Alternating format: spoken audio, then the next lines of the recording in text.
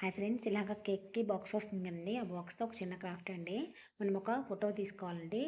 Photo తీసుకున్న తర్వాత దాన్ని మార్క్ చేసేసుకోవాలి అట్ట మీద. మార్క్ చేసుకున్న తర్వాత దానికి ఎక్స్ట్రా ఔట్ సైడ్ 3 ఇంచెస్ వరకు మనం ఎక్స్ట్రా మార్క్ చేసుకోవాలి. దానిని ఒక బాక్స్ లాగా వస్తుంది కదండీ! దాన్ని ఇలా కట్ చేసుకొని ఇలాంటివి 2 పీసులు మనం కట్ చేసుకోవాలండి. తర్వాత ఒకటి అవసరం అవుతుంది. తర్వాత ఒక పీస్‌లో మాత్రం మనం మధ్యలో ఫోటో సైజ్‌కి ఎలా కట్ చేసామో మార్క్ చేసాం కదండీ! దాన్ని పైన చూపించిన విధంగా కట్ చేసుకోవాలి. తర్వాత దానిని మనం colour paper or white paper అది మీ ఇష్టం అండి. Choice is yours. అది మీ ఇష్టం వచ్చినట్టు మనం స్టిక్ చేసుకోవాలండి. ఇలా పైన చూపించిన విధంగా స్టిక్ చేసేసుకున్న తర్వాత ఒక మందపాటి అట్ట తీసుకోవాలండి. ఇంట్లో కార్డ్‌బోర్డ్స్ ఉంటాయి కదండీ! ఏదో ఒకటి. దాన్ని ఇలా చిన్నగా 3 పీసెస్ మనం కట్ చేసుకోవాలి. ఫోర్త్ సైడ్ ఏంటంటే మనం ఫోటో ఇన్సర్ట్ చేస్తాం కాబట్టి మనం ఫోర్త్ సైడ్ అతికించకూడదు. 3 సైడ్స్ మాత్రం అతికించాలి. ఇది ఫోటో ఇన్సర్ట్‌కి ఆ గ్యాప్ కోసమేనండి. ఇలా మనం స్టిక్ చేసేసుకోవాలండి. స్టిక్ చేసుకున్న తర్వాత మనం ఫస్ట్‌లో 2 పీసులు చెప్పాను కదా! ఆ రెండో పీస్ మనం ఇక్కడ బ్యాక్ సైడ్ యూజ్ చేయాలండి. ఈ బ్యాక్ సైడ్ మనం అతికించుకునే దానికి మనం పేపర్ అతికించాలా లేదా అనేది మీ ఇష్టం. అది ఎందుకంటే బ్యాక్ సైడ్ ఉంటుంది కాబట్టి నేనైతే ఇక్కడ వైట్ పేపర్ అయితే యూజ్ చేశాను.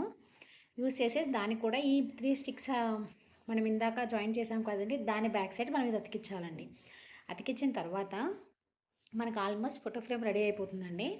తర్వాత కొంచెం ఒక మందపాటి అట్ట తీసుకొని దాన్ని ఇలా చూపించిన విధంగా ట్రయాంగిల్ షేప్‌లో మనం గీసుకొని కట్ చేసుకోవాలండి. కట్ చేసుకున్న తర్వాత ఒక 3 ఇంచెస్ మనకి ఫ్లెక్సిబిలిటీగా ఉండేలాగా చూసుకోవాలి. బికాజ్ ఎందుకంటే ఇది స్టాండ్ కోసం అండి.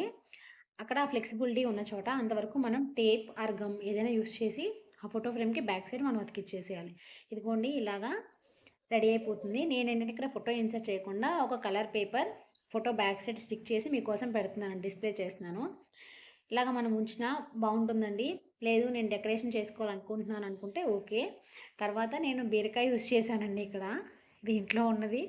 సర్లే సింపుల్‌గా అయిపోతుందని ఇలా బీరకాయ యూజ్ చేసి ఫ్లవర్ లాగా చేశాను. తర్వాత గ్రీన్ కలర్ అక్రిలిక్ పెయింట్ ఉందండి. దాంట్లో మధ్యలో ఆ ఫ్లవర్స్ మధ్యలో డాట్స్ లాగా చేశాను. ఇది చూడటానికైతే చాలా బావుందండి. మనం ఇంట్లో సింపుల్‌గా పిల్లలకు కూడా ఒక క్రాఫ్ట్ ఐడియాస్ లాగా మనం నేర్పించవచ్చు. ఈ ఐడియా మీకెలా అనిపించిందో మర్చిపోకుండా కామెంట్ చేయండి ఫ్రెండ్స్. మీ కామెంట్స్ కోసం నేను ఎదురు చూస్తూ ఉంటాను. Thank you for watching.